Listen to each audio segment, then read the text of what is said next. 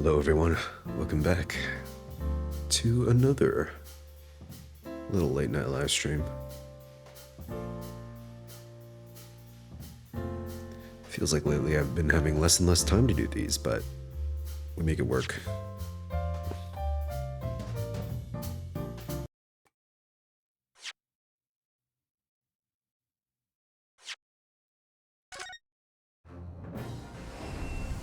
I've been so busy. To top it off, I have to wake up like hella early tomorrow, so we're just gonna do a little short and sweet sesh here. A bit of a quickie.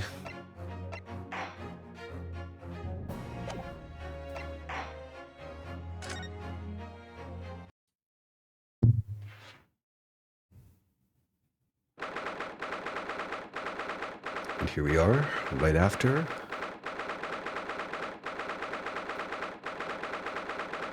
The short recess. So last time we basically exposed the identity of the prime suspect now.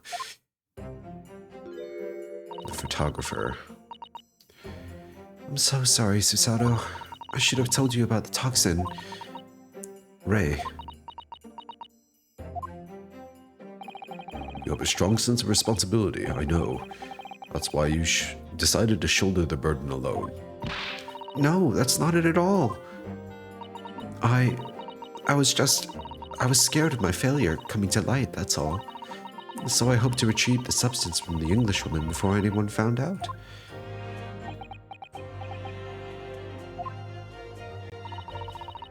Before the trial started, do you remember what you said, Susato?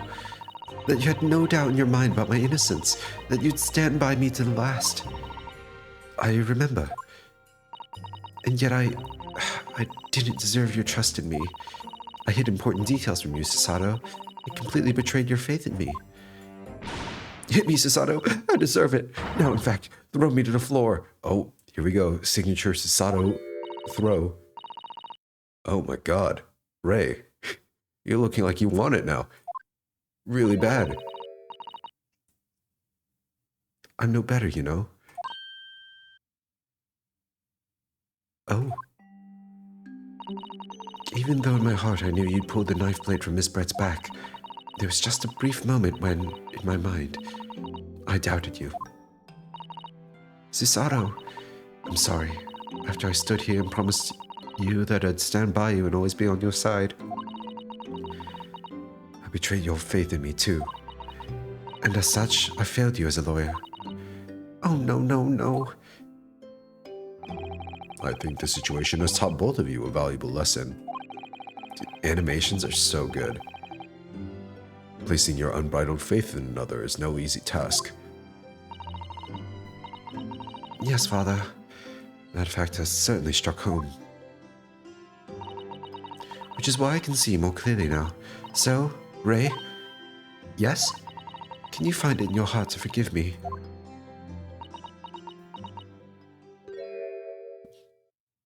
Oh. Oh, Susato.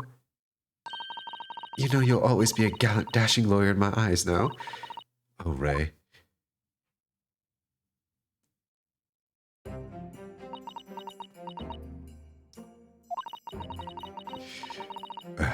Gay, homosexual, gay. I was so scared, you know, when it happened. I didn't know what was going on. The Englishwoman was sitting at the back of the hut listening to what I was saying. I know it was you who stole the poison. Well now, whatever you mean. And then a moment later, she suddenly got to her feet before collapsing on the floor in front of me with a knife in her back. She was just stabbed from outside the tent. It all happened right before my eyes. And you were the only people in the hut at the time. That's right. Just Miss Brett and myself. There was no one else. So, I just don't understand how she could possibly have been stabbed like that. Great mystery indeed. I still can't believe it happened. That's why I just couldn't bring myself to speak up. It will be all right. However it happened, and whatever really went on by the sea that day, I promise you that I'm going to prove everything you said you saw is true. Spoken like a true Mikotoba. That was not my name, you fucking idiot. Now, I think we should discuss what's coming up in the trial, don't you? We don't have much time. We must make sure we have our facts in order. Yes, I expect the poison is going to come under close scrutiny in the upcoming proceedings. The poison. Do we have any new evidence about poison? Not really. Clearly, this photo means that there is an opening in the hut that you could stick your arm through at the very least, right? Surely. People can see that, and we won't have to explain it in every detail, step by step. But alas, this is Ace Attorney.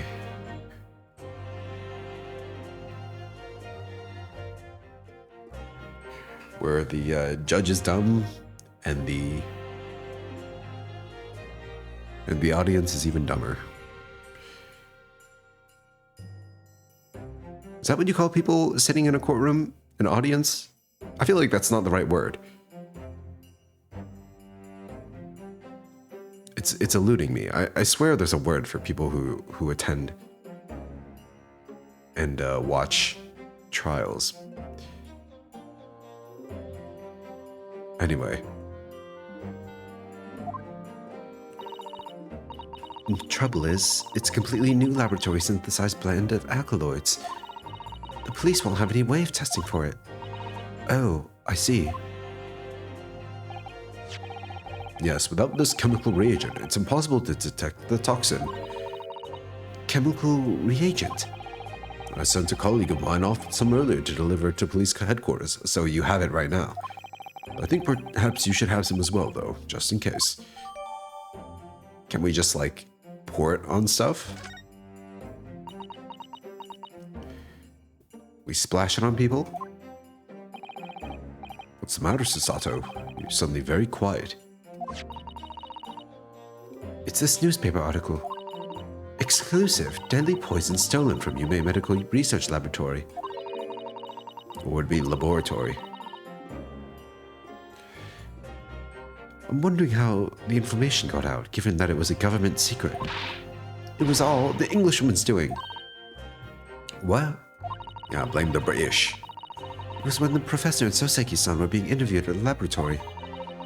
The so-called English lady swarmed in, without any compunction, said to Professor Mikotoba. Oh, Professor, surely your guests would love to hear about your work on that substance there. It put me in a very awkward position, to be frank. But Soseki-san's curiosity had been piqued, so I had little choice but to give him a cursory introduction.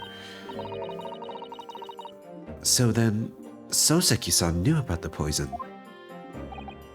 Yes, and it's highly likely that the reporter who was writing up the story about us would have caught a glimpse of the toxin too.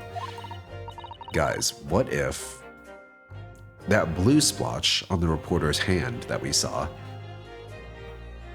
maybe that's the poison. Maybe that's the trace of the poison left on skin. We don't know its effects on human skin yet. That hasn't been reported. But I reckon if we take the reagent and give it a little dab on that blue splotch of his, then maybe we're cooking.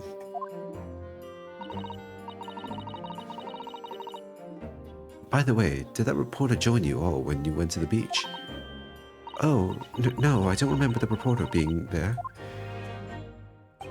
Indeed, he shouldn't have been. I very much doubt anyone would have wanted him there. Oh? A known criminal had been given permission by the authorities to bathe by the seaside. Soseki-san pointed out that inviting a reporter might be problematic, so the man was sent back to his office. Yet he obviously didn't go back. He secretly followed the party to the beach and took this very candid photograph. And then presumably he posted it anonymously to the police. Ah. Yes, that must be what happened. Counsel, we've just heard the new witness is now ready to testify. The trial is about to resume. Please proceed to the courtroom at once. It's time to steel ourselves once again, then. Defense attorney, Ryotaro Naruhodo? Yes. Here we go. Ray has put her faith in me now and told me everything, so I can't let her down. I have to prove that what she's telling the court is true. I have to prove what really happened that day. You know, Sato should just be the protagonist of this whole game.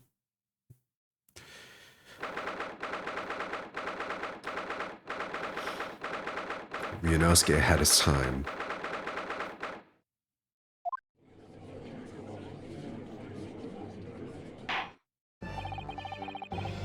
I feel like we should still keep our cape on, you know? It's so stylish. I hereby call this court to order as we reconvene to continue the trial of Ray Membami. Professor Aochi, have you summoned the new witness? Before I address that question, Your Excellency, I have some very important news to share. Oh? What news? And why does he look so happy about it? During the recess with the collaboration of Professor Mikotoba's laboratory at Yume University, the police re-examined the knife that was used to end Miss Giselle Brett's life. Excellent. I admire your rapid handling of the matter. Oh, too kind, Your Excellency, too kind. Was merely carrying out your instructions, of course. I had the reagent delivered to the police headquarters by rickshaw, so it would be there in good time. Judging by the man's swagger, I fear we might need to brace ourselves for the inevitable. And, Counsel, what were the results? The stagger, which was so cruelly used to end the life of the victim, there's no trace of poison anywhere along its blade. What? Are you sure about that? I would stake the reputation of the police on it. Armed with the reagent, the test is extremely simple. They couldn't have made a mistake. No trace of poison was found on the blade. Oh no.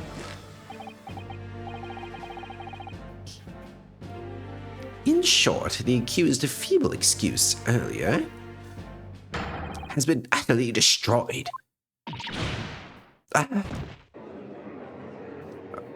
So where do we go from here?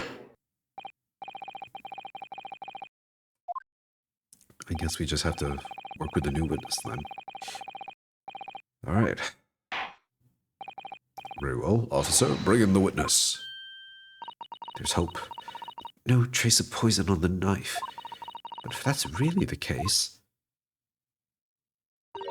how could the toxin have entered the victim's body? Wine?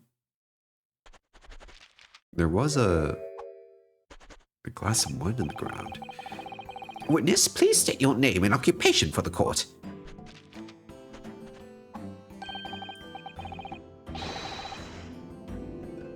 Raiten Many Memo of the Shoyu News.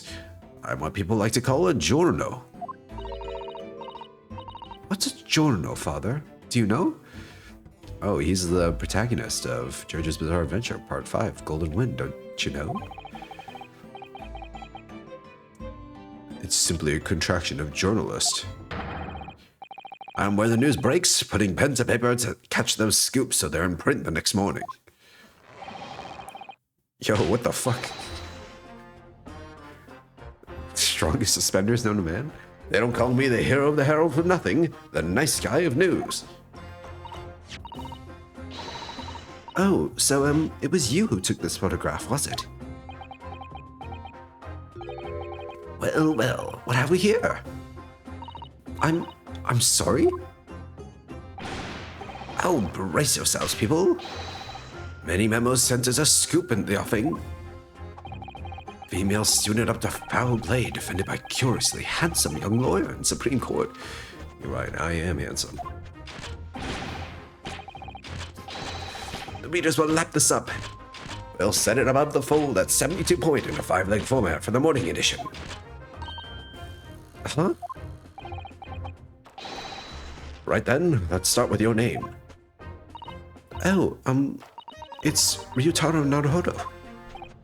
Next, what made you want to become a lawyer? I wanted to reform our country's legal system, I suppose. Ryutaro has suddenly become very ambitious, I see. I just bought a Kazuma-sama stream for a while. By the way, my name is Taketsuchi Ouchi. That's Taketsuchi Ouchi. The so-called dark horse of the Supreme Court, my objections strike fear into every defense lawyer's heart. No one asked, bro. No, the readers won't buy that.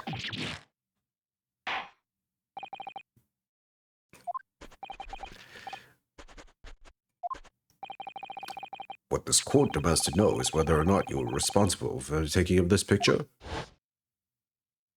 It was delivered anonymously to the Imperial Police Bureau only yesterday.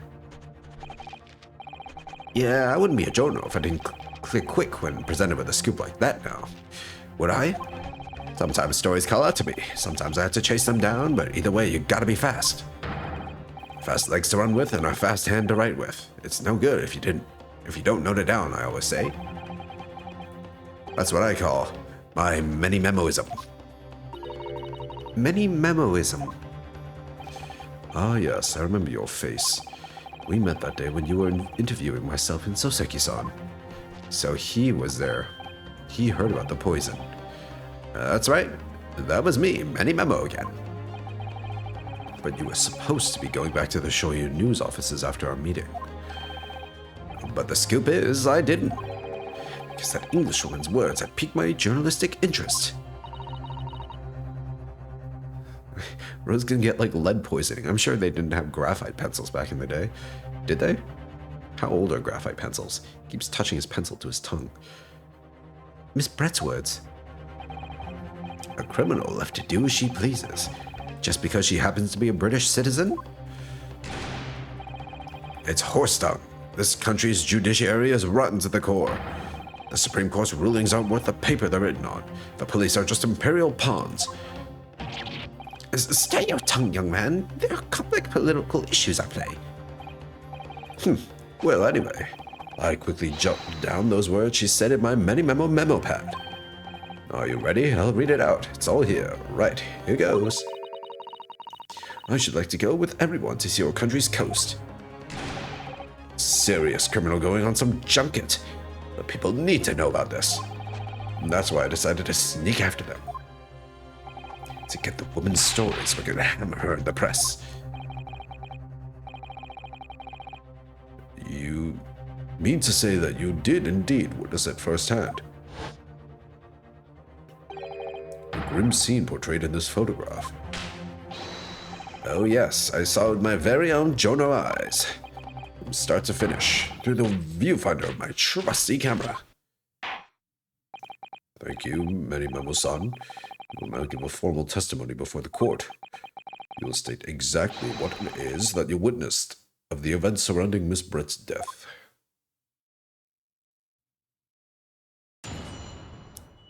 Bing. The camera never lies. The beach hut was made out of shoddy old reed screen, so there were plenty of gaps I could see inside the room.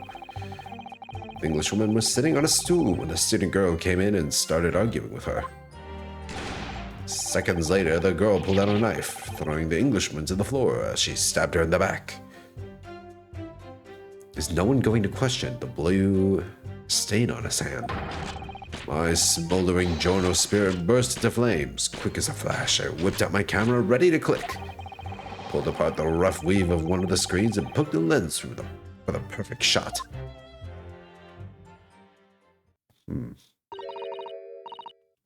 Read screens, you say? Right, you can see them clearly enough in that great shot I snapped.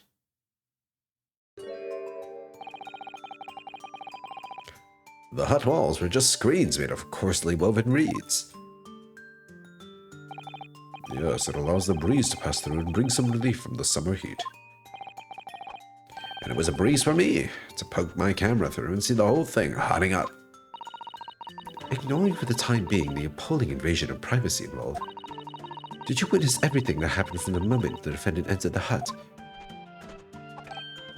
Oh yes, I saw it. I saw the whole thing from start to finish. And you say that you took the photograph through a gap in one of your screens. Luckily for me, they were pretty shoddily woven. I pulled the reeds apart and thrust the lens of my camera through the gap. If the lens of your camera went through the gap, then why do we see the sides of the reeds at all? Right? Shouldn't, if it's through the gap, shouldn't the camera not be able to capture the gap?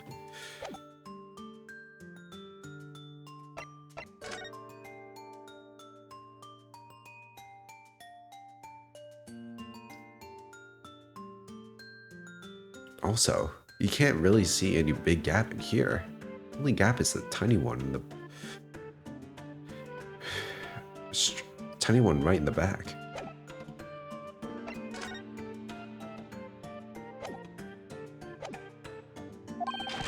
Would I get away with it, or would I be seen? It was a gamble of a lifetime. A tenacity of purpose that's considered admirable in a journalist, I suppose. Run a risk one day, run a scoop the next. That's many Menmoism in a nutshell. At last, it would appear we have a genuine witness to this wicked crime. Sorry, Soseki. The evidence and testimony are extremely compelling. I believe we may be close to a verdict. No. Wonderful news, Your Excellency. Wonderful. Nevertheless, cannot be denied that this testimony begs one very large question. What question? Exclusive news, a startling photograph. All the makings of an exceptional story for the reporter. Why then was the story never published? Oh, that's right. It seems clear to me that there were circumstances at play that are yet to be understood. Ha! What pathetic excuses. No, you must explain that. Very well then, counsel, please proceed with your cross-examination. Yes, Your Excellency. There's more to this reporter than meets the eye. He's keeping something about this case very close to his chest.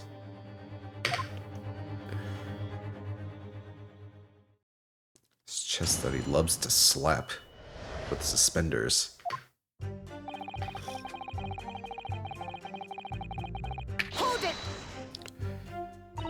What made you want to see what was happening inside the beach hut in the first place? Call it Jono instinct. Can you think of a better reason?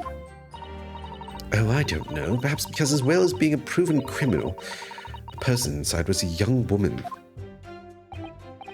I see where you're going with this. Brace yourselves, people. He's painting the Jono as a voyeur. It's hardly slander, sir. You had a camera and you were taking pictures without the woman's knowledge. Nope, you've got it all wrong, little student boy. Sorry? To my mind, all that was inside that hut was a scoop, nothing more, nothing less. Scoops know no gender, man or woman, it's all news. That's not even many-memoism, it's basic journalism. If only the courtroom was this indiscriminate. Right, so that's all buttoned up. Can we move on? Alright. Guess we're making nothing of that.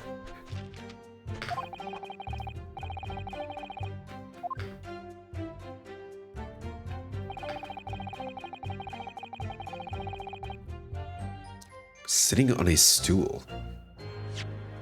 Was there a stool?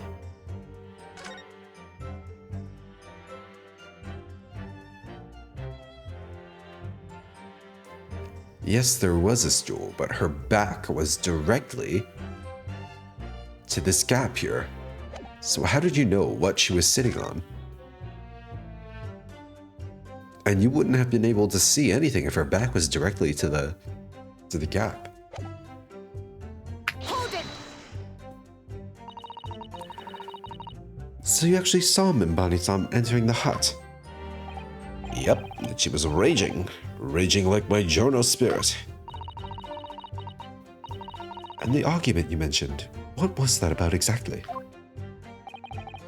You stole it. I didn't steal it. That kind of thing. Talking about the poison, I suppose. The student girl walked up right to the Englishwoman and really started laying into her. I mean, if she laid into her anymore, there would have been eggs. The man should have been an author. His descriptive talents are wasted on journalism. Hey, journalism isn't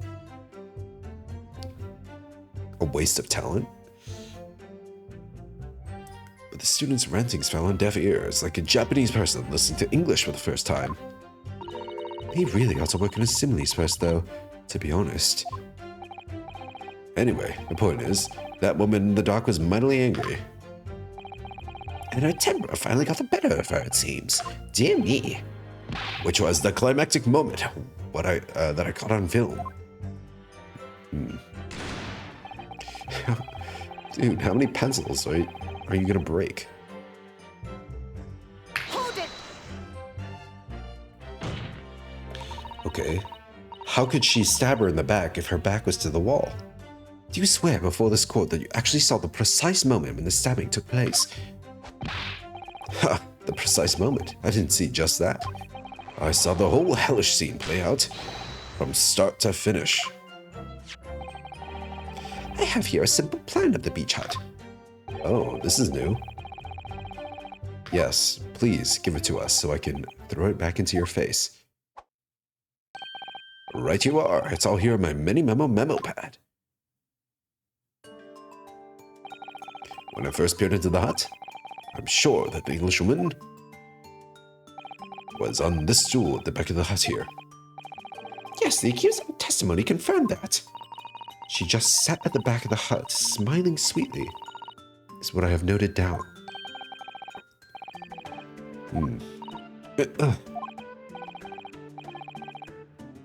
Then the next moment, as I was watching, culprit. The evil student girl entered the hut. After a while, the pair of them ended up in the middle of the hut, arguing furiously. Okay, she didn't stab her in the back while she was sitting. Obviously, they weren't that dumb. The Englishwoman went for the student, but the girl dodged out of the way. And in a flash, plunged the knife into her adversary's back as the two passed each other.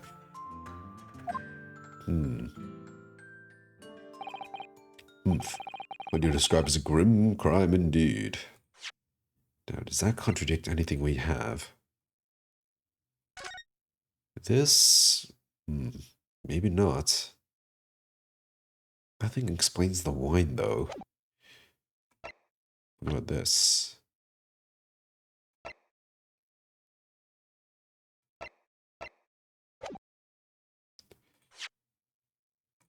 How about this?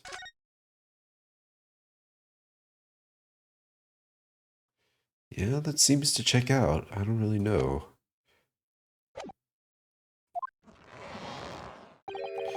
No sugarcoat the truth. That's what many memoism says. By the way, Many Memo-san, whilst you were watching that terrible scene unfold before your eyes at the gap in the screen, did it not occur to you to try to prevent the tragedy rather than capture it on film? Journalists have to be observers. We can't get involved. That's our... I'm not gonna try. So, you didn't converse with Miss Brett at all? Obviously not. An observer always remains on the outside looking in. That's something to be proud of, is it? Your Excellency, if I may. Mr. Professor? I think the witness's last, expertly phrased statement should perhaps be added to his formal testimony. Father, what are you... I will grant the defense's request. Come on, Dad. Zaddy, help me. Nihilism is the foundation of many-memoism, but I'll gladly prove that my words aren't meaningless.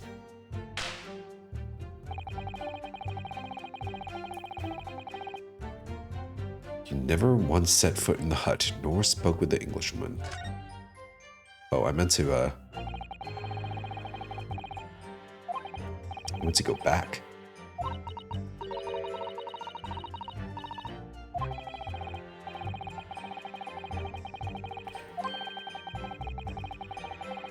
Yeah, press, press, press.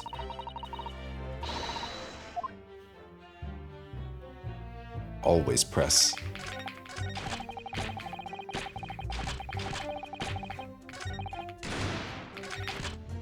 Hold it! The court is fully aware of your desire to capture the incident on film, I'm sure. But why then did you choose to post a photograph anonymously to the police?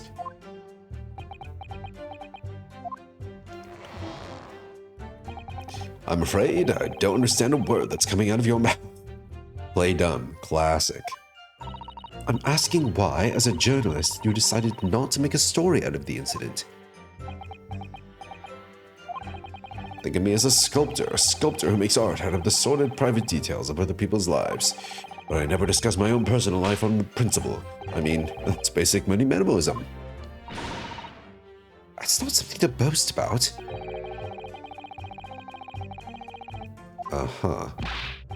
That's it. That's brilliant. My burning desire to see something or other exposed. Has to be a good reason why he didn't think to write an article about what he saw, though.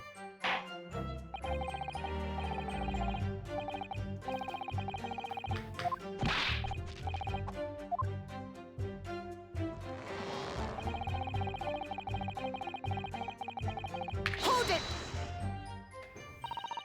The two women inside didn't notice. Huh, obviously not. If they had, where would I be right now? In jail, that's where. Which you think would make you reflect on what you were doing? No, a journo's job is to collect little snippets of life as unobtrusively as possible. Leave nothing but footprints, take nothing but photos. Yes, that's spot on. Did he just make that up? The point is, the witness risks life and limb to obtain this photograph. And this photograph reveals the whole truth. There is nothing more to be said.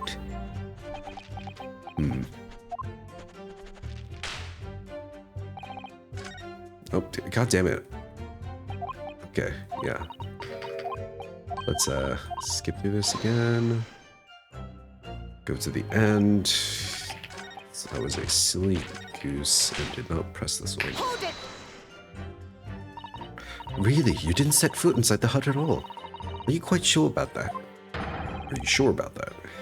I think you may have the wrong impression of me. We're talking about a murder scene here. My nerves are stretched to breaking point already. Oh, I see. You were scared. Maybe I did have the wrong impression of you, yes. It was all I could do to stifle a scream and hold my hand steady enough to snap the shot. You really should have summoned help before thinking of your camera. Many-memoism and humanism don't always agree. And most of the time in those instances, many-memoism comes out on top. This guy's a real piece of work. Cruel for my art. Yes, that's spot on. Surely he's making all this up. Okay, so what contradicts the fact that he never set foot in the hut?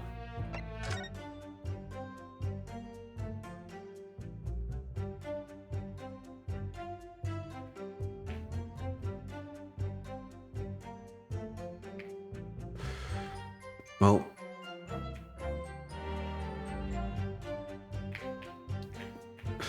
is this a footprint here?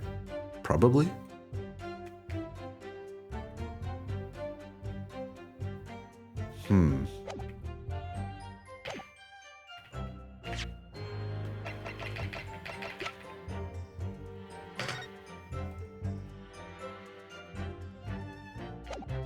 He never set foot in the hut, you say?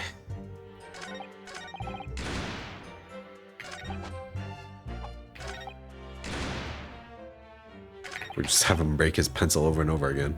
Bam.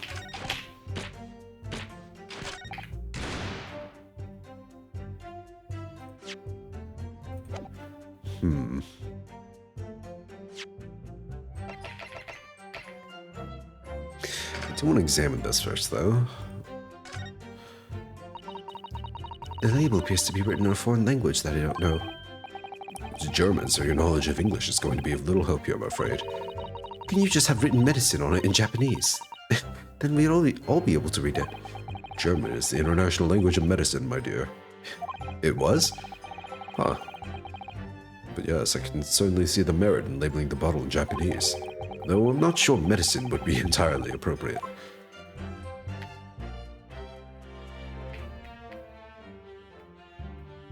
Okay. Nothing to see here.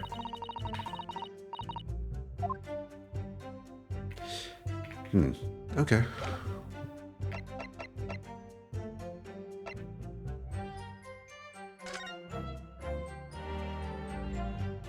Oh, it's the pen. Totally forgot about that pen.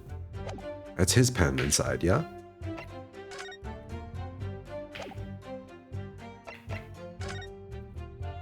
And we already know for sure this pen is not owned by our defendant here. So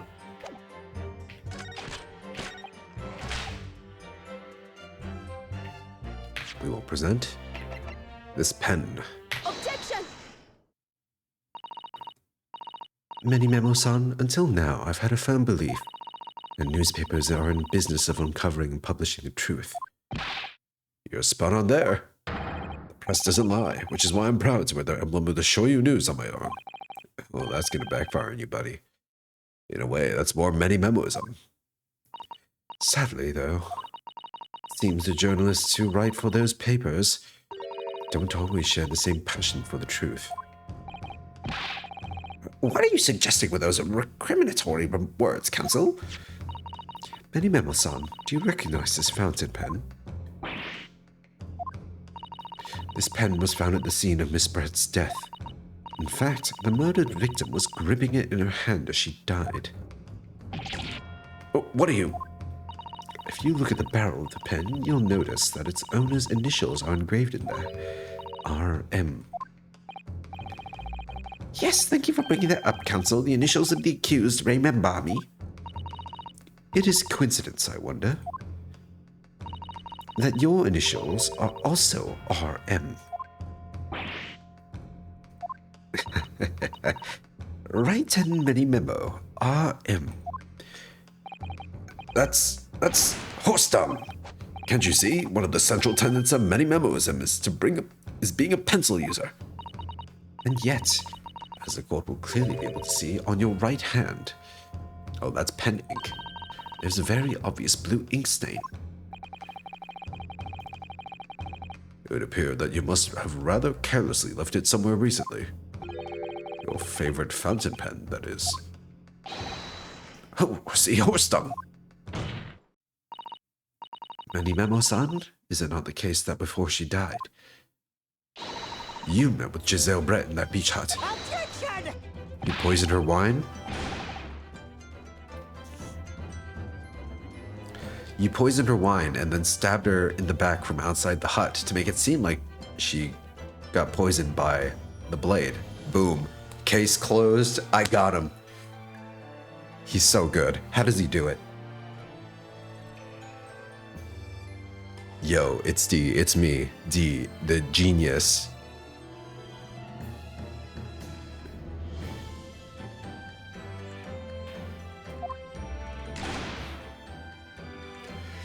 Genius, if you will. I think that needs a little revisions. A revision or 10. I don't think that one's gonna leave the fucking brainstorming session.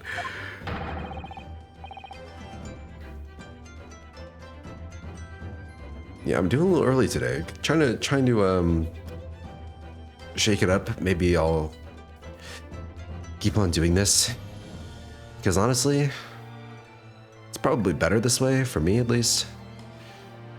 I don't know.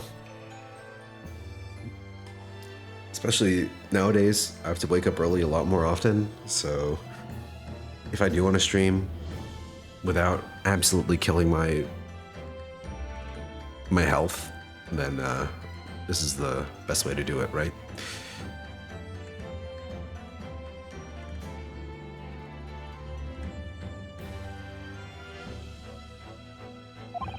He denies everything, huh?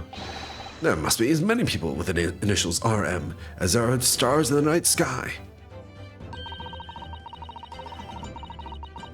The defense has neither the time nor the inclination to count every star in the sky. Damn. And there's no need anyway, because this pen has more to tell. Yes, there is another clue. A clue that undeniably proves who its owner really is. Alright, we gotta point out the clue. The fucking... yeah. Fine.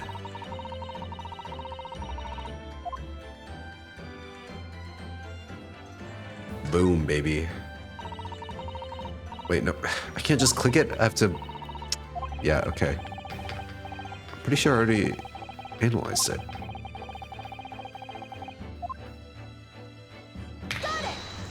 Got it.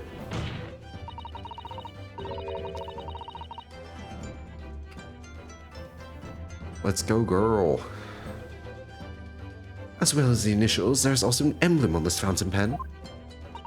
An emblem that you will, of course, recognize, Memo-san. Right on your sleeve. Goodness me, it's the emblem of the Shoyu News. Why is the news soy sauce news? In other words, the owner of this pen is an employee of the Shoyu News, whose initials are RM. Suddenly, the stars in the night sky don't seem so numerous, do they? Holy shit. Sato. Your lines go so hard. Well, Memo-san, how do you respond?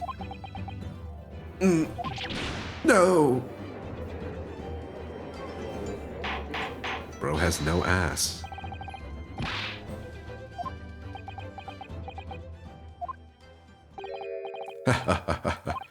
So, this is how the mighty Supreme Court works, is it? Using coercive tactics to have well-meaning citizens reveal harmless secrets. Coercive tactics, excuse me? I've used nothing but honest tactics. Alright then. Fine. I won't try to hide it anymore. Yes, not long before that grim tragedy unfolded. I, a Shoyu News reporter on behalf of the public, conducted an interview with the Englishwoman. An interview? You never mentioned this before. When exactly was this? As I said, it was before that evil little student showed her face in the hut. I couldn't have lasted more than 2 or 3 minutes, that's all. It was just a brief exchange. But it came to nothing. And we many memoists say that people don't pay their dues for unworthy news. However insignificant you deem it to be, this court cannot overlook the meeting between yourself and the victim. What is this goofy-ass theme? Alright.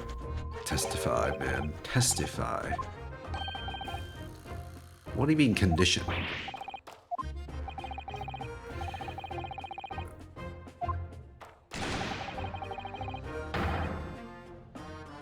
He wants Natsume-san there? What the fuck? Is it Soseki-san?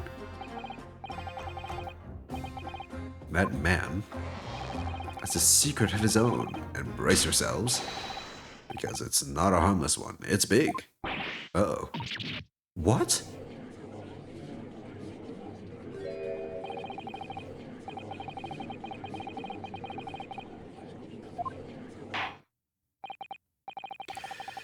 Oh man, Soseki, I hope you're not secretly a piece of shit.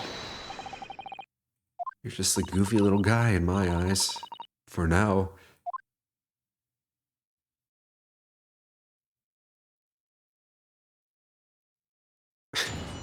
Shifty-eyed little rat. Dude, what is he looking for behind him? No one's gonna stab you in the back except for the guy who's to the right of you.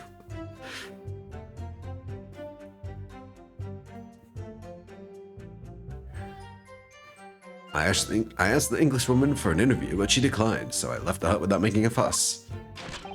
Then, watching secretly from outside, I saw the woman being stabbed and the other witnesses come running. The detective realized that the victim still had a pulse, so he ran off to fetch help. And that's when this writer man here asked the woman a very significant question. But he didn't say anything about that in his testimony, which is why many memos and demands I reveal it now. Okay, reveal it. Why'd you stop your testimony there? The victim regained consciousness. Absolutely absurd.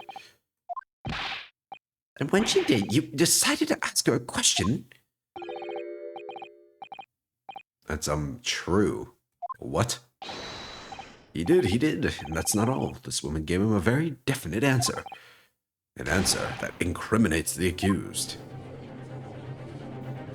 So, Seki, you better not fuck this up for me. You better not.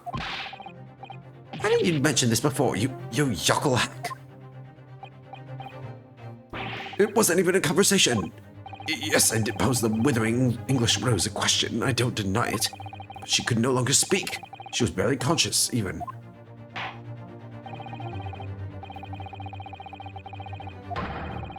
Oh, man. Absolutely, Your Excellency. The reporter is claiming that Miss Brett implicated Ray somehow. But what on earth could have happened in that hut?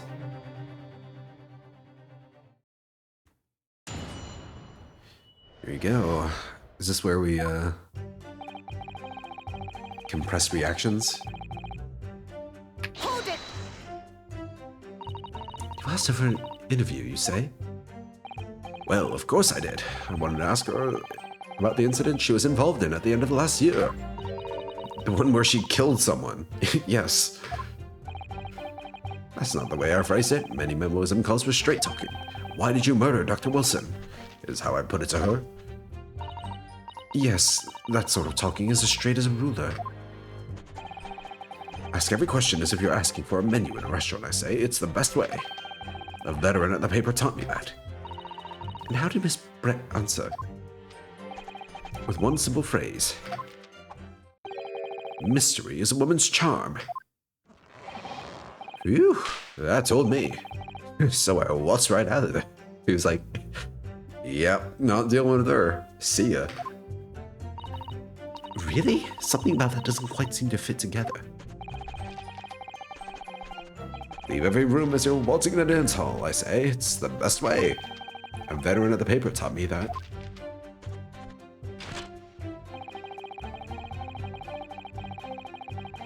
Hold it! That was very persistent of you, considering that Miss Brett had just turned you away. Persistence wins the prize. Many memoists will tell you that. How many memos are there, sir? Considering that you're definitely the only one with that last name out there. Let them think you've left. Just when they lower their guard, that's when you swoop in for the scoop. Swoop in for scoopin'. Scoop-diddy-whoop. Whoop-de-scoop-de-whoop. I'm sure the young yokel student would rather not be reminded of this damning evidence. Actually, it's thanks to that photograph that we managed to identify this witness. Now that you've found me, I'll tell you whatever you want to know.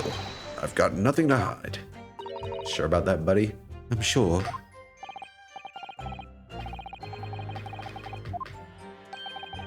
Try to stop me.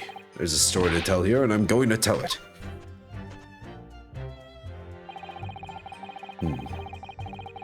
Hold it! And Soseki-san remained behind in the hut. That's right, yep. Our author friend here. was a blabbering wreck, shaking all over from his head to his toes, mustache twitching, eyes bulging. What do you expect? You don't know that terrifying trouble sabotaged me whilst traveling abroad? Baleful bars. They'll be coming for me shortly. That's all I could think. I felt as though I was gasping for air, drowning in a sea of cold sweat. Poor Soseki-san, his experiences in London have scarred him deeply. As the world seemed to close in around me, I quietly recited a prayer from to Buddha. Eternal emptiness, empty, eternity. The end is coming for me, surely. No sutras are to reside in my courtroom, please. Alright.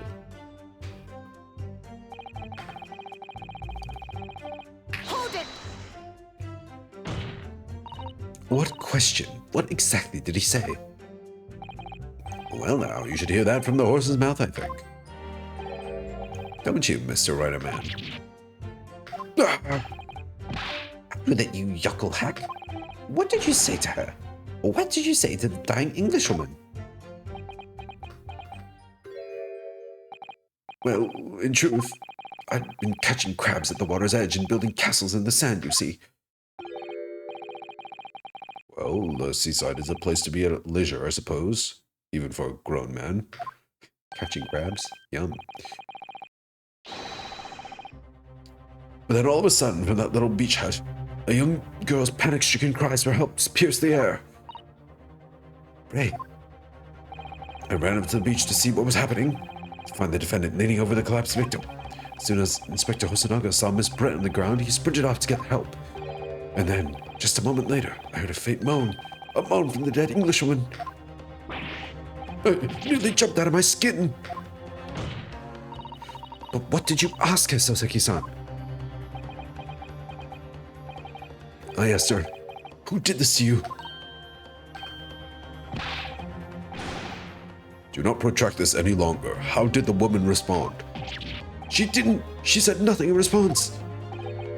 But...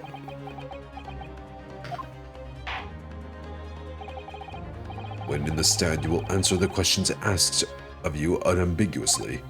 Now, without evasion or reticence, I demand that you amend your testimony. I will! He says while fucking shitting bricks. Hold it! She never replied. So you tried to find out who the culprit was. He who asks a question is a fool for a minute. He who does not remains a fool forever. And having been labeled a criminal twice during my time in Great Britain, I was quick to make up my mind. Better be a fool for a minute than remain a fool in prison forever. However, you've indicated that the victim failed to respond, is that correct? I know why. I know why the Englishwoman said nothing. She was ignoring me! Because of my stupid mustache! Because I'm Japanese! She is a little racist. We'll give you that. Oh dear.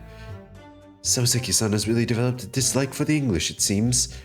Oh, not you. You can't be racist. He was traumatized. Having read the report on his time in Great Britain, I can't say I'm surprised at his xenophobia.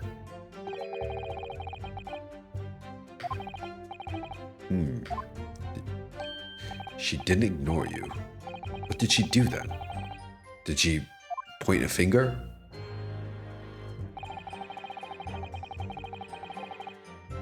Lifted a trembling finger and pointed in the direction of the defendant. Hold up now. Hold up now. Hold it! Miss Brett pointed a finger at the defendant? Soseki-san, is that really true?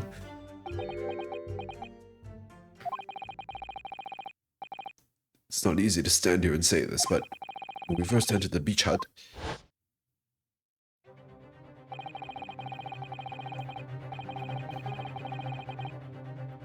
the Englishwoman was sprawled on the floor before us, with the student girl standing on the far side of her. When I asked who did this to you, the little hand. Bam! The Englishwoman summoned her last ounce of strength to point a trembling finger at the back of the hut. Okay, but hold on now. This finger could easily point to the gap right next to the stool. Do you not see? Do you not see the vision here, folks?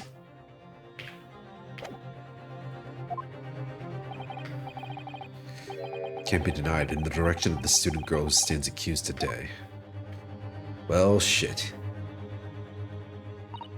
Well, we know what that finger point really means. The hard part is trying to convince everyone else and worming our way out of this shitty situation right now. But fiddlesticks, I say. This is not a British court of law. You will respond in Japanese. The all caps fiddlesticks was like English. Yes, of course. The Englishwoman did point a finger toward the back of the hut, but I was trembling, and she was trembling, and everything was a blur. Thinking about it, I feel as though perhaps she was pointing in a slightly different direction. Ah, yes. Actually, no, not slightly, in a very different direction to where the student girl was standing. Aha, where? Where nobody was standing at all. A ghost. Ooh. I mean, your memory of events and the direction in which the victim was pointing are both unclear. Yes, that's it. Unclear. I'm very, very unclear. Okay, now we have an escape route. We can clearly argue that she was pointing to the little gap next to the stool. There we go. We're cooking. We're cooking.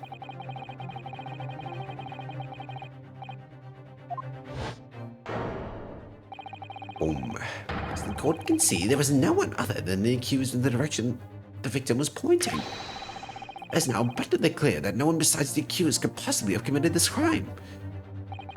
I am inclined to agree. In the absence of any credible argument to the contrary, I believe we can now conclude this trial. No. No! Hehehe. Headline's writing itself. Dashing lawyers hope stashed. 92 point across the whole page. We'll do an extra edition. This is a serious blow, Sasato. You're gonna blow my cover. Zaddy, please, no. Unless we're able to identify the true culprit and substantiate our claim with evidence, the judge will give his ruling and the trial will be over. That's impossible, Father. We don't even know how the crime was committed yet. Impossible though the task may seem, we have no choice. We must think back over everything we've learned thus far. Somewhere in all those details, I'm confident we'll find the clue we need. She told us what happened at the precise moment Miss Brett was killed. The Englishwoman was sitting at the back of the hut, listening to what I was saying, and then a moment later, she suddenly got to her feet, before collapsing on the floor in front of me, with a knife in her back.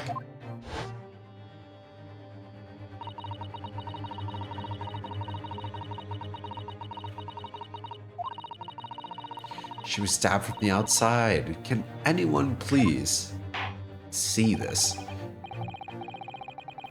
Come on, Sasato, just say it.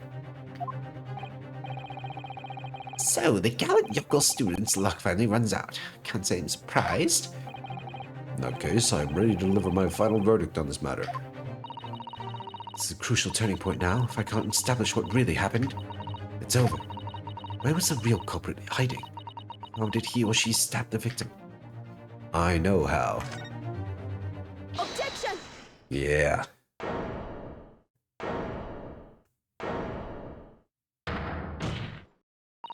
Your Excellency, I respectfully ask you to postpone your adjudication for the time being. Oh, to what end, counsel? The defense would like to present the court with an alternative theory. An alternative theory that can explain who the victim was actually trying to implicate with her dying gesture. Objection! An alternative theory? Ha! None exists! Objection! We will make it exist. There was someone else present at the scene who could have committed this crime. What? And the victim, Miss Brett, tried to reveal who it was to those around her at the time by mustering all her remaining strength and pointing a trembling finger in the killer's direction. This is fiction! Fantasy! Very well. As you seem so sure of yourself, Counsel, I'm prepared to hear your alternative theory. So, young Ryotaro Naruhodo. Yes, Your Excellency. You will present your latest theory to the court by means of this plan. The moment the victim was stabbed, where exactly are people proposing the culprit was concealed? The culprit, my friends, was right here. Take that! Naruhodo-san would never give up, and I'm a Naruhodo now. The true culprit who fatally stabbed Miss Brett was concealed in this location here. Are you mad, Counsel? You're suggesting the culprit was outside the hut?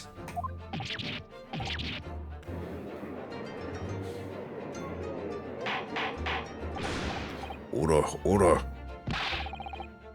But student lawyer Naruto-san Esquire, that makes no sense at all. You've just pointed out the exact spot where I was hiding to get my scoop snap. I didn't see any suspicious individuals loitering about, I can swear to that. No suspicious individuals there, you say? Well, I don't know about that, bud. Actually, Prosecutor Aochi, there is a way. And, in point of fact, the defense can provide evidence strongly suggesting that is precisely the way Miss Brett was killed. You're bluffing! You're bluffing, you yokel! The defense's assertion is clearly too fantastical for the court to comprehend. You will need to give us more guidance, Counsel. What piece of evidence corroborates your theory that the victim was stabbed from outside the hut? This picture, you can see the little slit next to the stool. Take that! The original photographic print of the crime scene. Yes, it's clearly visible in this print. A trace of the fatal thrust that was delivered from outside the beach hut. Objection! Do you take us for fools? There's no hint of any such thing. I'm not sure that everyone present would agree. Someone, at least, appears to have noticed what it is that I'm referring to. You're very, very sloppy with it, Mr. Many Memo.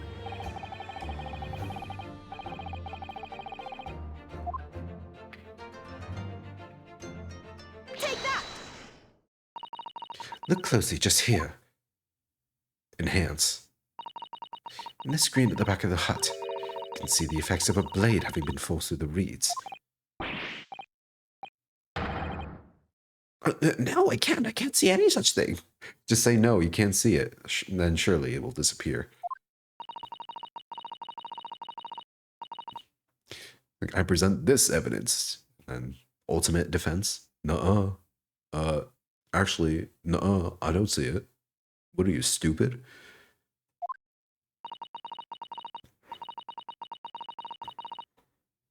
The knife blade could easily penetrate them.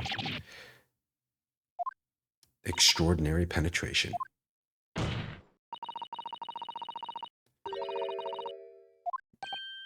Finally we are here. And of everyone present at the scene, there is only one person who could have done that. Only one person who was directly outside the hut when Miss Brett was killed. Right, and Many Memo-san, it could only have been you. Oh, breakdown. Oh, not quite. Just a blow. Objection! The preposterous idea leaves me almost speechless. Just look at the photograph again. The victim lies almost exactly in the center of the beach hut, does she not? Are we to assume as part of this farcical scenario that the assailant was a knife thrower? Objection! No, of course not. We're not? If you recall the testimony of the defendant about the events just before the victim's death. Inside the beach hut, I confronted Miss Brett. But she just sat on a stool at the back of the hut, smiling sweetly at me as if she was untouchable. And then she died. A stool. Yep.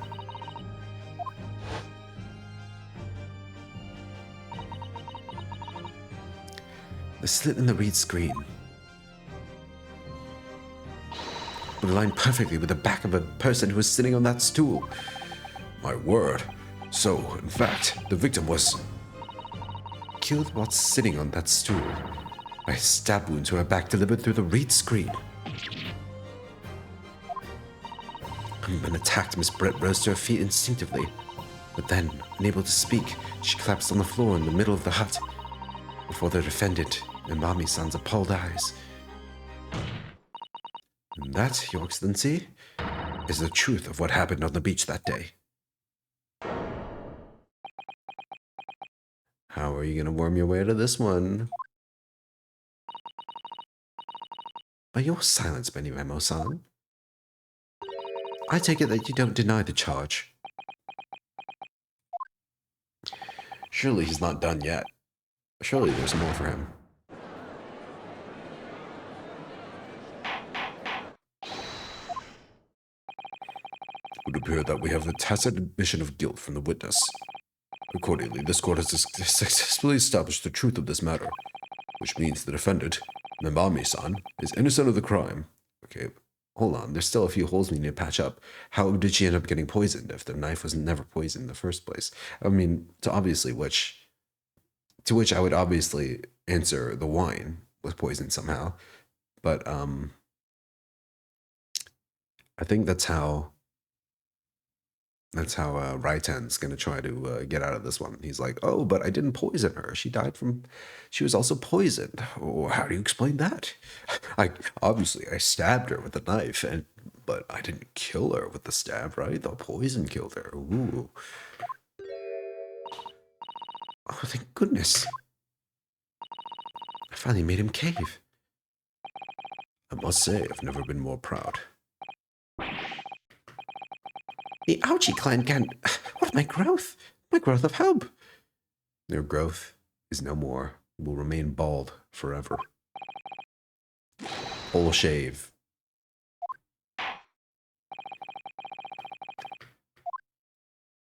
I will therefore move to conclude proceedings by delivering my final verdict and...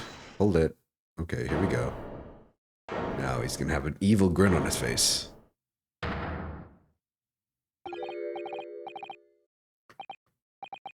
Well, this is all very convenient.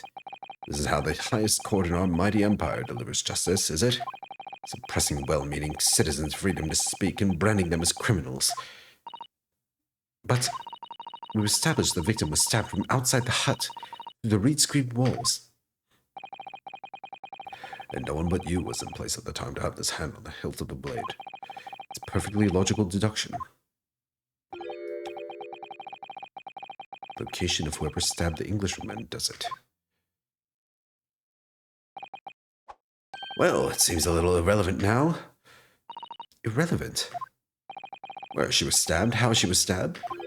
It doesn't matter. I mean, whether she was stabbed at all makes no difference if you think about it. After all, this trial's already shown the whole thing hinges on something else. Here we go. Now he brings up the poison. And he does this villainous pose. What are you talking about? Brace yourself, little man. I'm talking about the fact that everything's changed. Because of the dirt you dug up. What? Alright. What's to explain? I'm talking about the poison, of course. The poison? Let's ask the professor for a comment on the situation, shall we? I understand that a deadly poison you were developing was stolen from your laboratory, correct? And it's been shown that this poison was administered to the victim, Miss Brett. Is that right? That is correct. Unusual constriction of the victim's pupils are a sure sign that this particular poison was used. I see.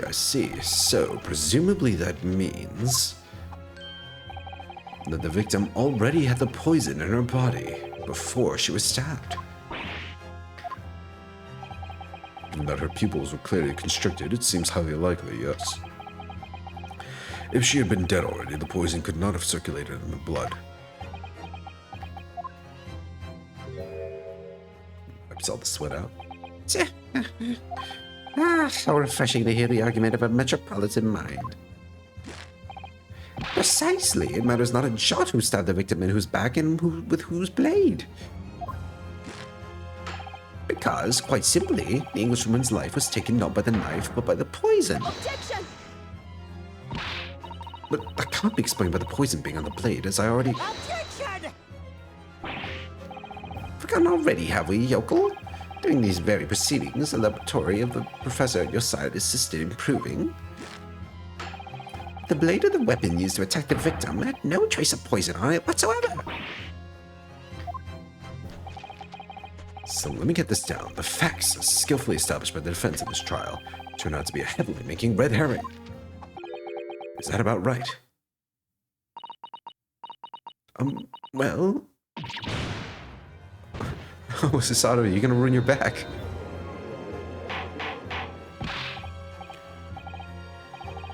Where does this leave us? How, in that case, did the poison enter the victim's body?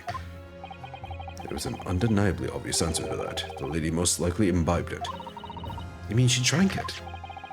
Have another look at the photograph here, as you can see.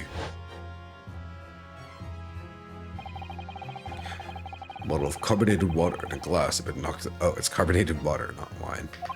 Sure. Somebody made Miss Brett drink it. Well, what do you know? Look at those dashing eyes. This will make a great front page shot. Hey, what a bewitching stare. After all, I'm the last person you should be looking at. It would make no sense at all that I poisoned the woman, would it? I mean, that's been established already. Hold it! Established? What are you talking about? Don't tell me you've forgotten.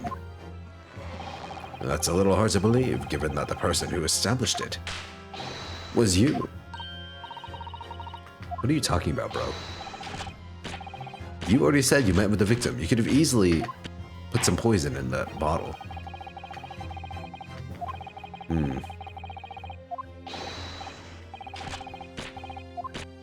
Magnificent beard. Claim it to be impossible that you were the one responsible for administering the poison to the victim. You explain to the court your testimony, the basis upon which you make such a claim. I'm a journal and I'm a man. I've never tried to run or hide from anything for my life. Except for the fact that you claim to have hid from the murderer in your testimony earlier. For a brief moment, I thought I'd illuminated the truth, but it slipped right back into obscurity again. Just where is this trial going to take us?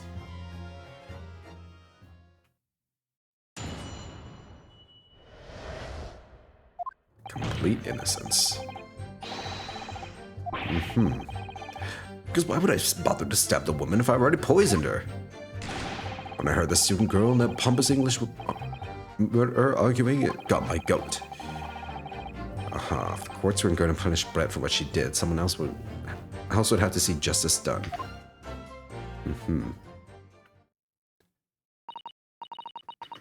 You admit it then, that everything happened as I described. That you did stab her.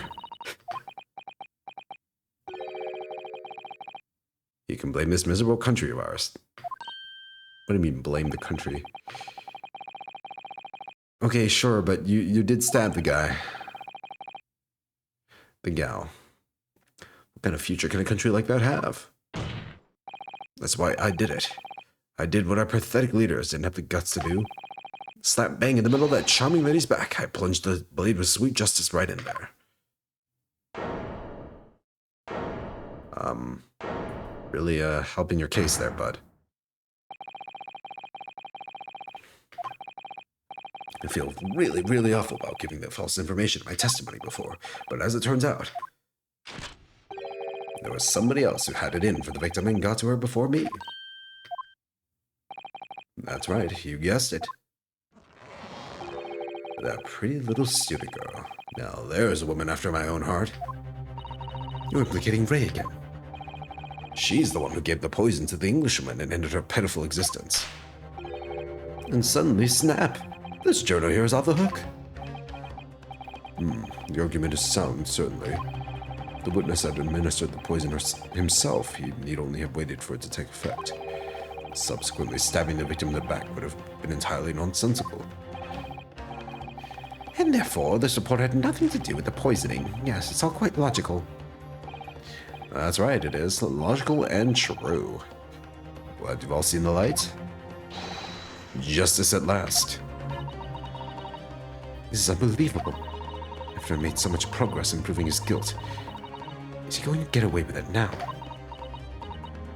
No. There you go. Psych yourself up. Think of Kazuma-sama and Naruhodo-san, and never stop looking for a way forward until the judge's final gavel. Very well then, counsel.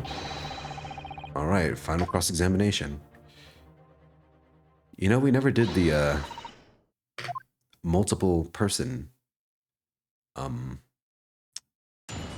cross-examination yet.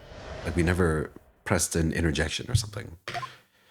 Unless we get that now. Hold it! So, you do admit that you had murderous intentions toward Miss Brett, then? Woman's very existence offended my sense of justice. Your sense of... it's claiming of some sort of righteous indignation. She was pure evil, cold-blooded killer who committed murder right there on our empire's soil. But did our good-for-nothing government do anything? Not a chance, so I had to step in. Fly the flag of justice. Put things right for the people. Yes, it was my civic duty. That's what drove me to do it. So, in summary, murderous intentions then. Whatever you want to call it, the point is this. That Englishwoman was a blight, so I had to do what was right for society.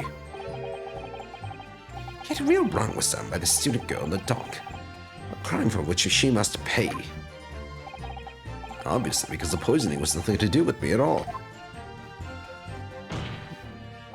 You know, you can still be charged for attempted murder, right? Hold it! So you still maintain that you didn't give the poison to the victim? Okay, but maybe this guy didn't know that how the poison was supposed to work. Maybe he didn't know how long it would take for it to work, so he just got impatient and then decided to stab her in the back to finish her off. An unforgivable act, certainly, but not one of murder.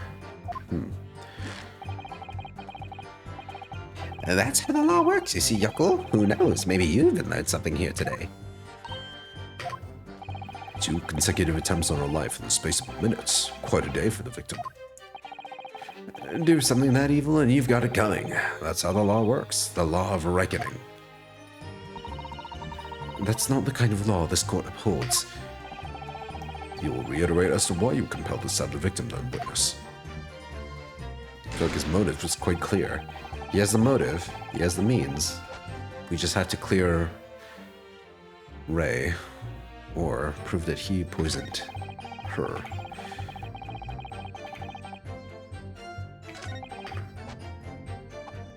Hold it! You got your goat, you say? What happened in the restaurant 9 months ago, that's what. The student girl was laying into the Englishwoman for killing her beloved mentor, Dr. Wilson. Yes, John H. Wilson. Oh, Watson. Professor of Medicine, invited here from England by Professor Mikotoba, no less. Right. The Englishwoman just jeered. Her case was to be heard by the British Consular Court in Shanghai. However, there's little doubt that she would simply have been acquitted and sent back to her homeland as a free woman. It was eating that student girl up inside. You could see it. I really felt for her. Oh? Ray? There we go. I can't stand here and listen to this tripe. Yeah, he's lying. Young girl, you stand accused here. You can't just blurt out whenever you feel like it. No, you can't. Sorry, but I'm in the middle of some very important testimony here. Just keep quiet and listen. But this awful man is making all this up. Susato, please, you have to make them listen. Turn to the docket once, Mimani-san. We are in the middle of a cross-examination. Your Excellency, please, I implore you. That journalist is clearly not a trustworthy witness. Exactly. He's a filthy, rotten, black-hearted, bigoted, dirty, peeping Tom. Whoa, take it easy there. Please, I really think the court should hear what the defendant has to say. Your Excellency, I see no need whatsoever to entertain the accused's remarks. I will grant the request of the defense. But Your Excellency... This is likely to be the final cross-examination of these proceedings. As such, I believe it would be ill-advised to stifle the defendant's obvious concerns. So, whilst recognizing that this contravenes regular protocol, I hereby call upon the defendant to speak. Thank you so much, Your Excellency. Alright, save us, Ray. We were discussing the stolen poison. The stolen poison that killed the victim, you mean? I suspected her being the one to steal it. I mean, just think about how she killed Dr. Wilson. It's true. Additionally, Miss Brett certainly had knowledge of the new poison. Surely it would be no easy task to steal a highly secret toxin being developed for the government. Indeed, all visitors to the laboratory are thoroughly searched when they leave. Even if a thief managed to avoid being seen by myself or Cully, getting the poison out would be very difficult. What if he put the poison inside his pen and then gave it to her?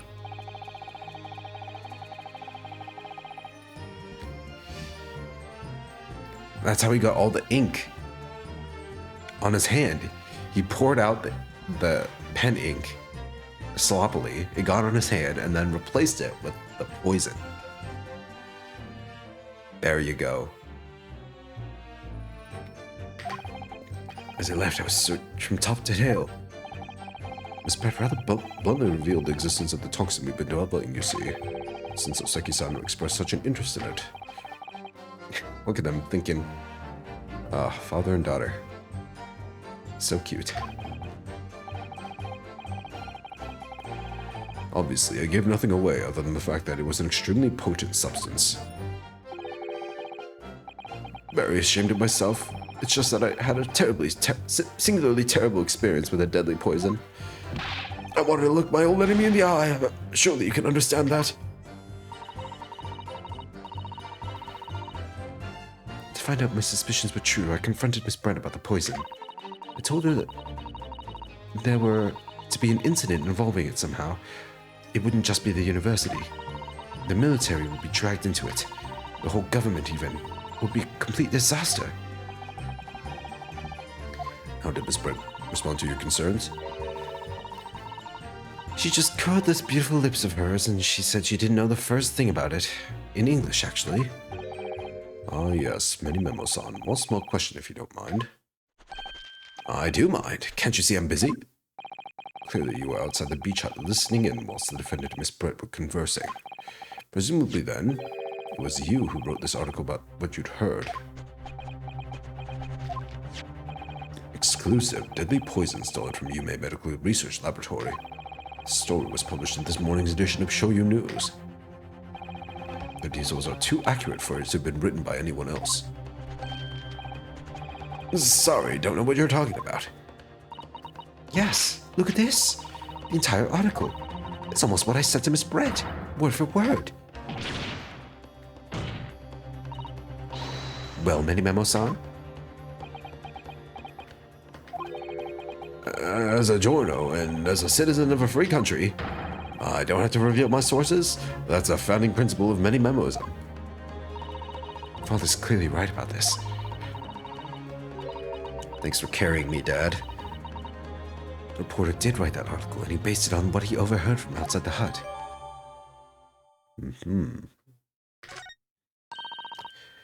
So that's what it was all about. We're trying to cover up the fact that you were listening in. That's why you came up with that stinking story about me arguing with her. Shut up. My stories never stink. Look, whatever you say, little girl, it doesn't alter the facts. Your Excellency, there's something I want to say, and I want to get it on record. Oh my god.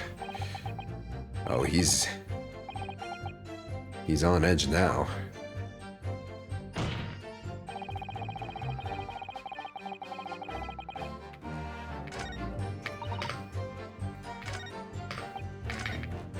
So what did you add?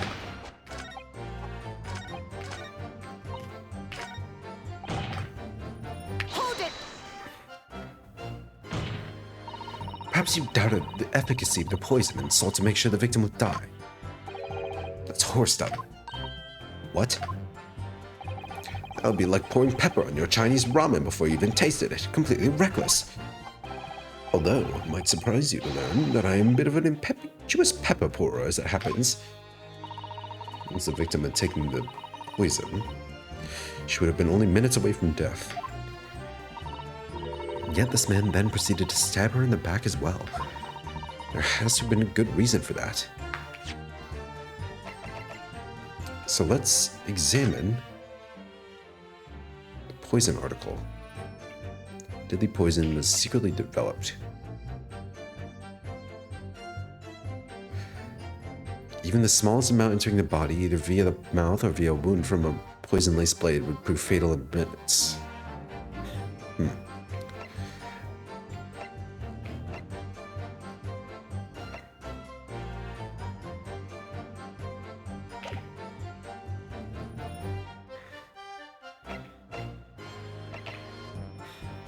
So I'm to understand that all this information, Raiten wrote this because he overheard all the details.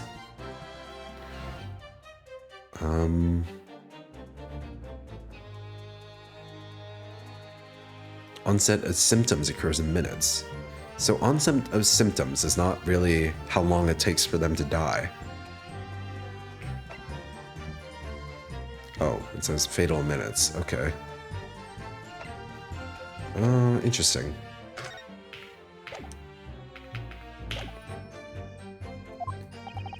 So the reporter who gave the poison misbred, then clearly, he must have done it prior to Ray entering the hut. It's undeniable. Between him leaving the hut and the victim being stabbed, there was one very crucial change in the situation. What change? The reporter overheard the conversation between Ray and the Englishwoman. That's it. That's when Many Memo-san first found out the exact nature of the poison he'd used. That could be the key here.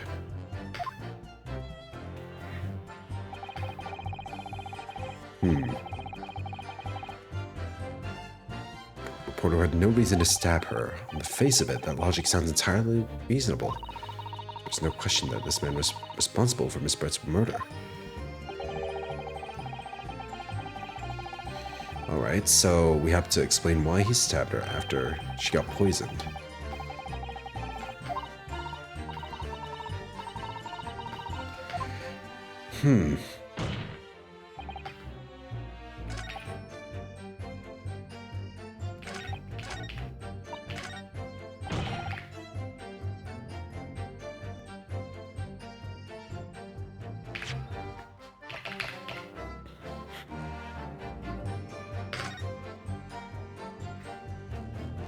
Deadly poison was being developed. Okay. Excuse me. Oh, my nose is feeling stuffy now. Even the smallest amount entering the body, either via the mouth or via a wound from a poison-laced blade, would prove fatal in minutes. Minutes.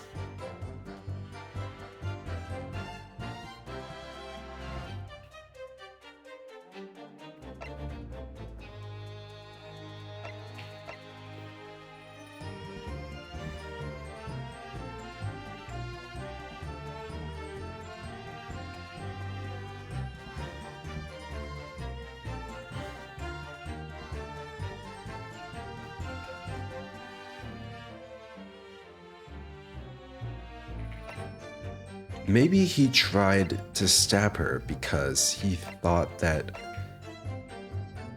he overheard what the symptoms were, and he knew that if she died just from poisoning, then perhaps he would be found out.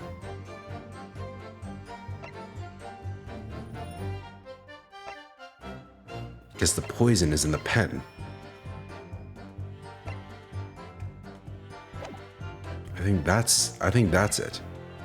He tried to cover up the fact that she died from poison, but we were able to find out that she did get poisoned in the first place. So maybe we should try this angle. Objection!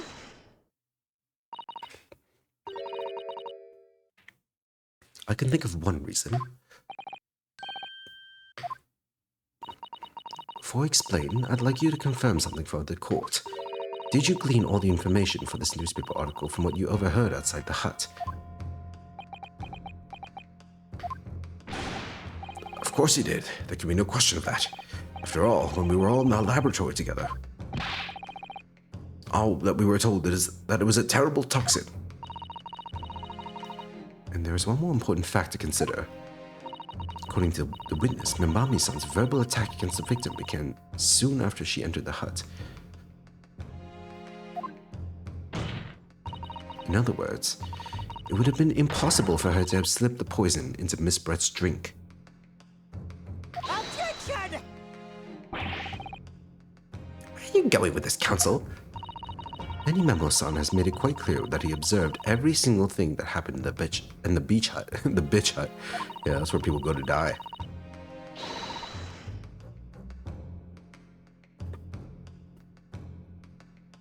If the defendant had somehow found an opportunity, this man would have seen it.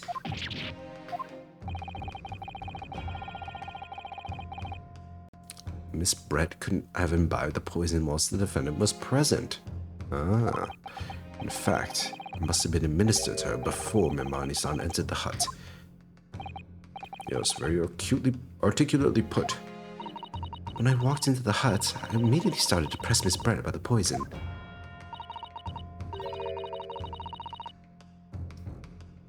Memo-san overheard some worrying information. Worrying information? What worrying information?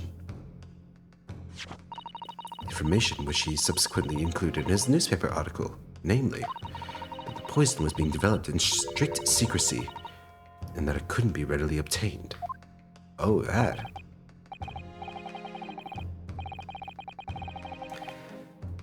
Basically, okay, yeah, that makes sense. Since the poison was so secretive, knowing that she died from that poison would narrow down the list of suspects to basically just a couple people. And furthermore, anyone afflicted by the poison would exhibit telltale signs in death. Okay, that's what I pointed out too.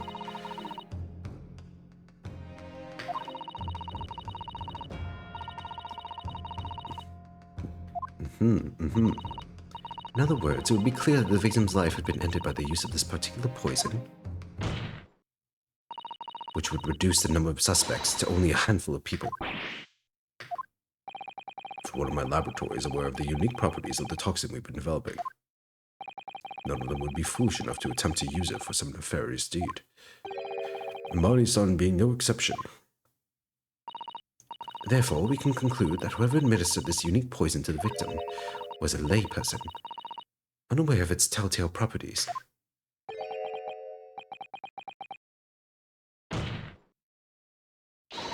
In other words, someone like you, right in Memo?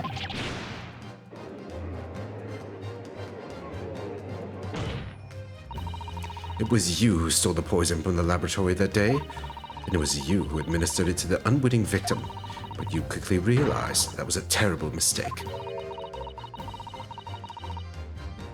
Because it was so traceable. How does he do it? This guy's brain is just built different. I don't know.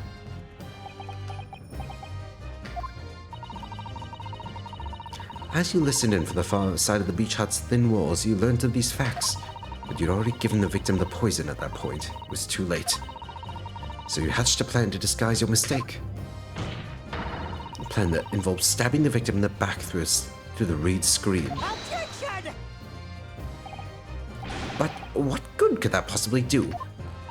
Isn't it obvious, counsel? The plan was to kill Miss Brett before the poison could take effect. Once in the blood, the poison causes the onset of pupil constriction. But he had hoped to precipitate the victim's death before that happened, hadn't he? Exactly. Because without any revealing signs of the new secret poison's use, no one would ever have suspected. This is extraordinary. Yes, the effects of the poison meant it would be too easily identified, so the killer had to mask its use, which he attempted to do by plunging a knife into the middle of the victim's back. It's so Jover for you.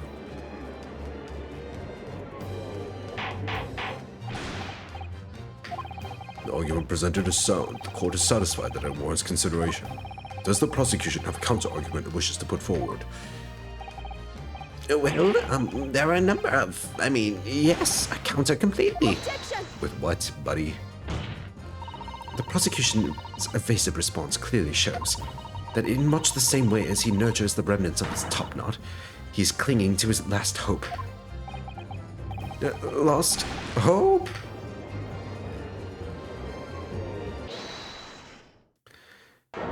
Don't tell me there's more. God damn it.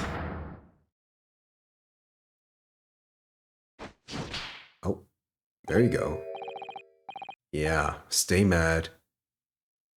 You pathetic, useless, fallen samurai. Fallen? Who are you calling fallen? My burgeoning growth... I don't need a counter-argument. What are you talking about? Should be blatantly obvious. I stole the poison, you say. Gave it to the victim, you say. Stabbed her, you say. Lots of fine theories. But I don't need a counter-argument because you don't have an argument yourself. Where's your evidence? Yes, you make it all sound so plausible, don't you? But without evidence, it means nothing. Whereas I base my news on facts. What do you mean? Explain yourself. The professor said earlier in this trial. It's all here in my many memos, every word. He said the thing. His many memos. Power of the printed word. Search from head to toe. Yes, all we need to do is search that pen, bud.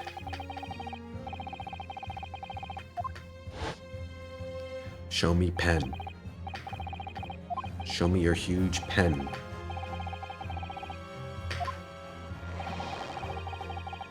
You couldn't possibly have stolen that poison, you say?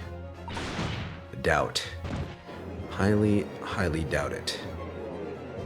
There can't be any question of it. He must have stolen the poison that day. He stole it and used it to kill... And if that's the case... As you've identified, the poison itself is the definitive evidence we need. Because whoever stole it from the laboratory that day is the true culprit here. What's your point, you annoyingly handsome country bumpkin? My point is this. There is one way that you, Memo-san, could have stolen the poison that day. I've heard enough verbal conjecture now, thank you. What the court must be shown is evidence.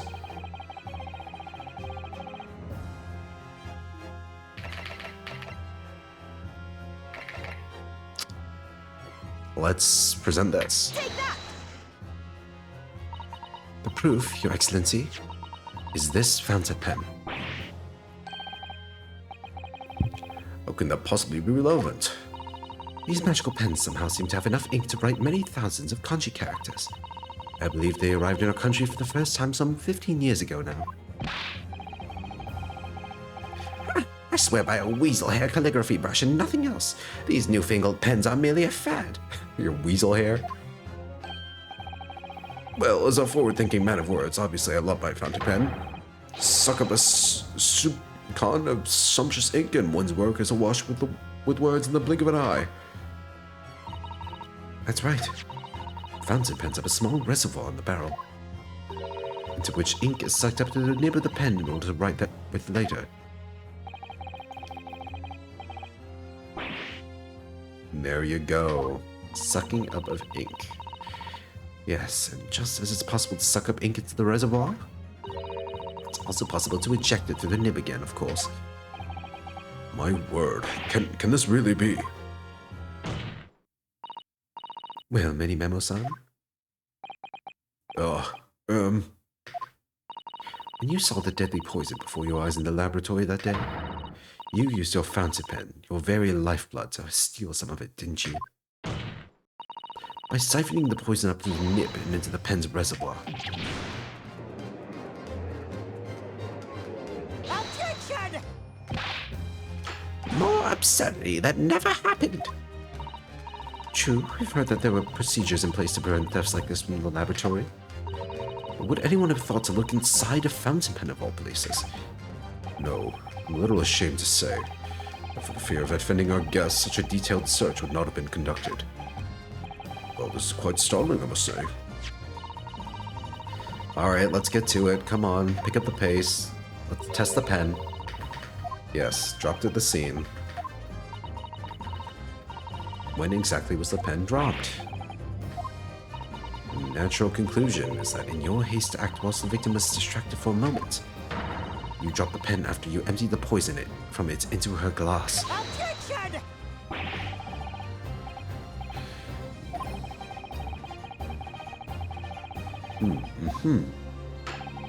Being shocked by one of her outrageous answers, the pen fell from his quivering hand. Objection! BS, bro. It can't be. If it was, how do you explain why the pen was devoid of ink? As you can see for yourself, and if you examine the evidence, there would appear to be no ink present in the reservoir. Yes. Don't you remember? What newspaper reporter goes to interview someone with nothing in his pen? No, the pen was dropped after the poison that filled its reservoir had been emptied into the victim's glass.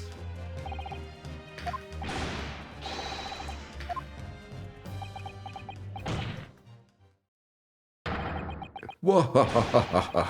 So this is how our modern justice system works, is it?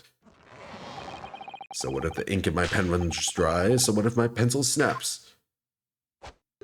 Oh, he's got 4 more. Fucking Timu Wolverine, sure. It's got the hairy forearms too.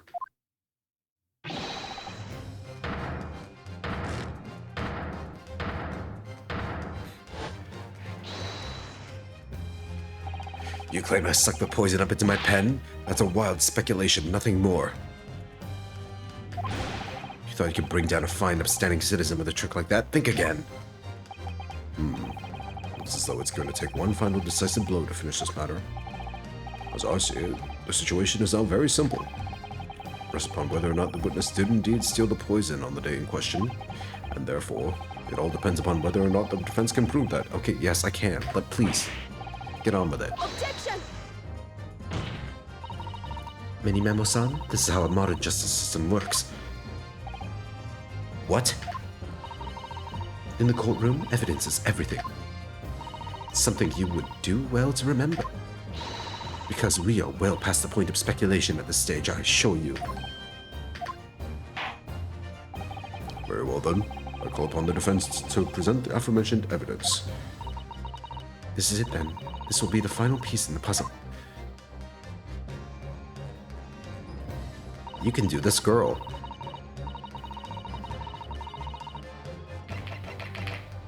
Take that! Counsel, what is that bottle? This bottle contains the unique chemical reagent that can identify the poison in question. Yes, that poison is an entirely new synthesis of alkaloids developed by my colleagues and I. It would be impossible to detect traces of it by any other method.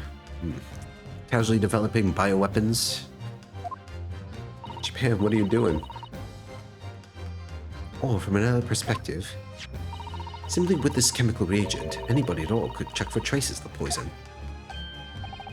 A reagent? What? One drop of the contents of this bottle on the tip of your fountain pen, Mini Memo-san, is all it will take to solve this case beyond all reasonable doubt. No, you can't. I won't. You're gonna kill everyone else here with your pencils? Your crimes are bad enough, but at least I know when to admit defeat. Your Excellency, the defense requests permission to carry out the test on the fountain pen at once. Yeah. Oh my god. This isn't my fault. The Empire drove me to do this, trying to hold its head high as a civilized nation. I took up arms in the form of the mighty pen. I fought tirelessly in the battlefield, in the name of justice and righteousness. Many. Oh. Cesaro, with me. I'm here. Oh shit. Fuck him up. Did I do it right? That was a Cesaro takedown, wasn't it? Not quite. That was a Ryutaro takedown. This was the best breakdown.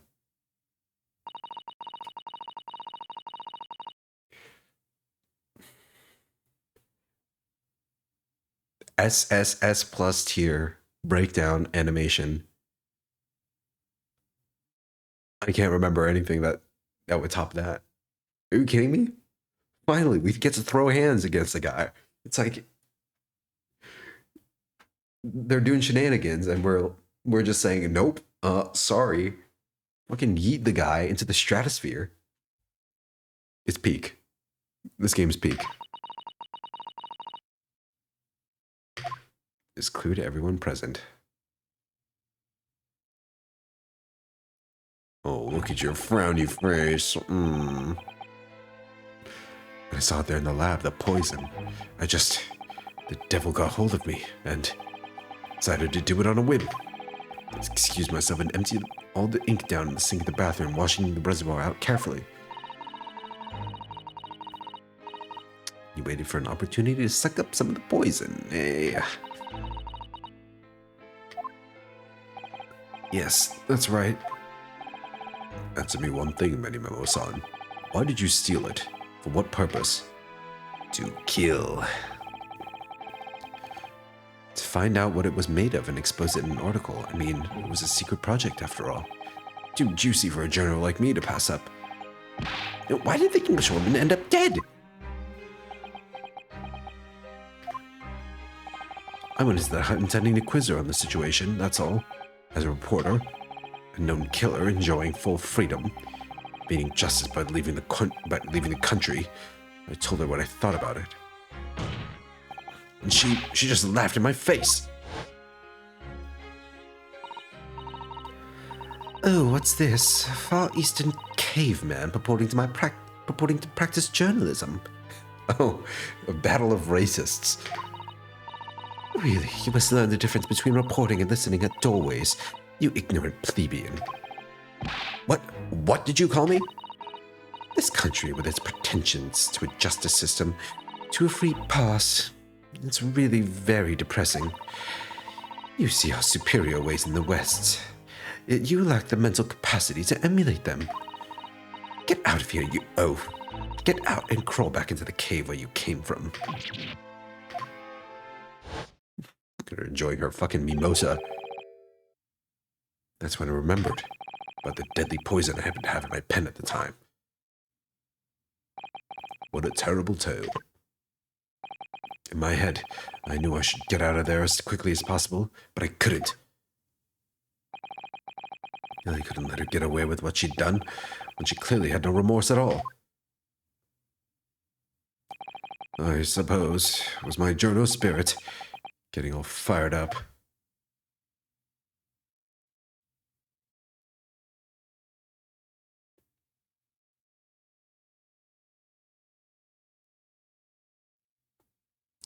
A little awkward. I'd like to ask you something. Yes. You often talked about justice. But surely as a journalist, you could have used other means to deliver the justice you sought. There's no justice in the press. Sorry? After that trial 9 months ago, I kept digging and digging to find out what had happened in that courtroom. Finally, discovered the truth. It was a cover-up. That's what it was. A cover-up? What do you mean? I would remind you of your position, witness. Be careful what you say. Well, he's a dead man anyway. Say everything you want. Oh, come on. Doesn't it strike you as strange? We're suddenly not allowed to convict a foreign national? Consular jurisdiction should never have come into it. Yeah, that puffed up Englishwoman was going to sail away into the sunset a free woman. The only possible explanation is that behind the scenes, some deal had gone down between Britain and Japan. What sort of deal? I'd done my research, dug up all the dirt, was ready to be published. But you know what happened? The editor just tore the article up. Came under the pressure from the government, you mean? If our government is going to let criminals walk free, they're going to crush the free press, then what choice do I have but to see that justice is done myself? Let's not forget, Minimemo-san, that you committed murder yourself and you tried to lay the blame at a defendant's door. I'm sorry, but you're no better than Giselle Brett. What? The truth is, you have no right to talk about justice at all. I suppose.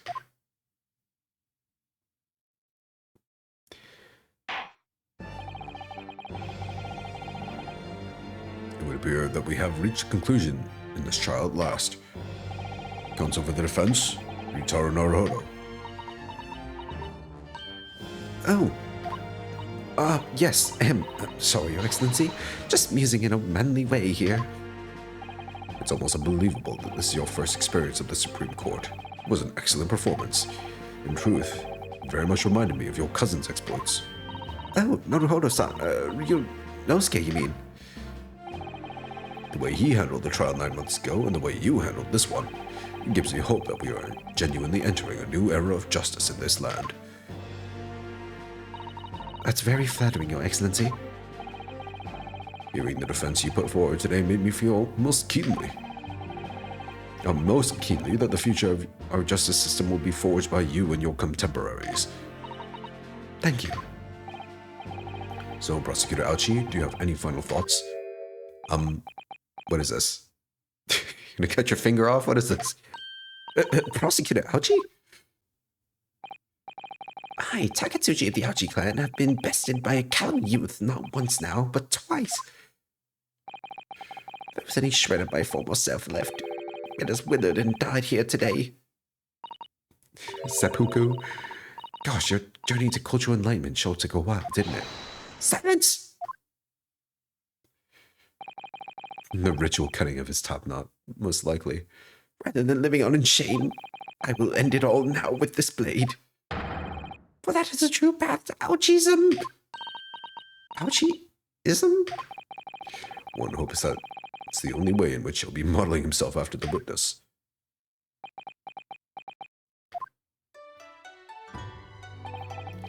Spring of my top knot, the time is right for farewell. Hope is lost forever. Takatsuchi. Hope is lost forever? Is that even a haiku? Spring of my top knot, the time is right for farewell.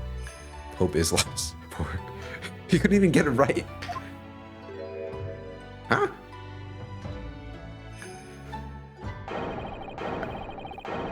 Ah!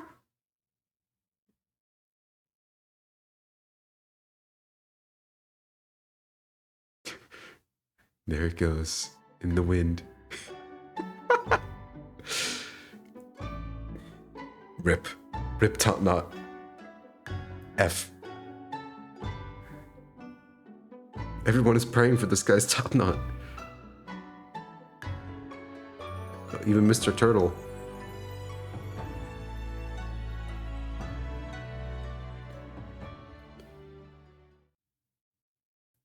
I love how dramatic they made it.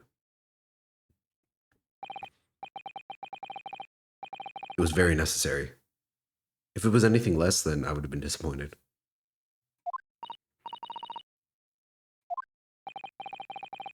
Alright, give me that confetti, baby. Not guilty. Oh, little flower petals. Even better. Woohoo! Court is adjourned. We did it, folks.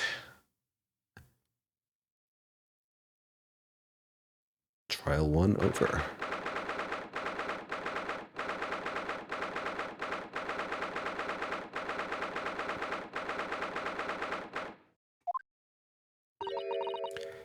It's over. My heart is still pounding in my chest, though. It's all I can do just to stay standing. Ryunosuke. Lawyers have such great responsibility, such a great burden to bear. Don't they, Naruhodo-san?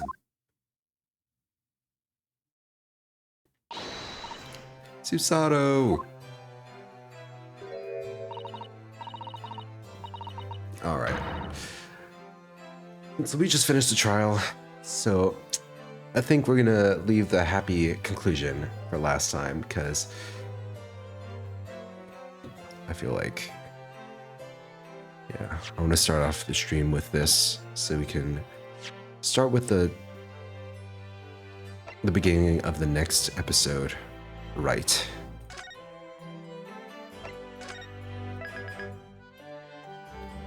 Alrighty. Well, I hope you enjoyed the tonight's stream. Went a little longer than I thought it would, but hey, that's how things go. I'm glad it started early, though.